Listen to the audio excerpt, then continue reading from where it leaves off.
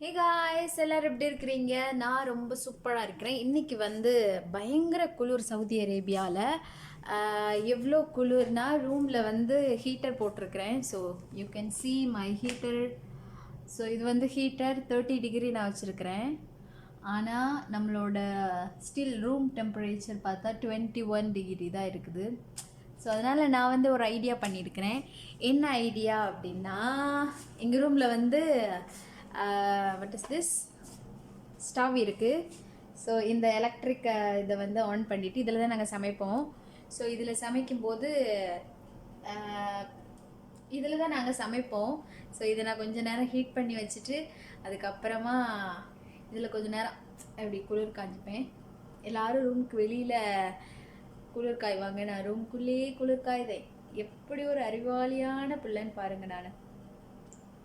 So இன்றைக்கி தான் எனக்கு இந்த ஐடியாவே தோணுச்சு. இத்தனை நாளும் பயங்கர குளிர், மழை இங்கே வந்து ஒரு வாரமாக பெஞ்சிட்ருக்குதா, அதனால் பயங்கரமான குளிர். இன்றைக்கி மதியம் கூட மழை பெஞ்சுது. மழை பெஞ்சி மழையே வேண்டாங்கிற அளவுக்கு மனசு தோண ஆரம்பிச்சிடுச்சு.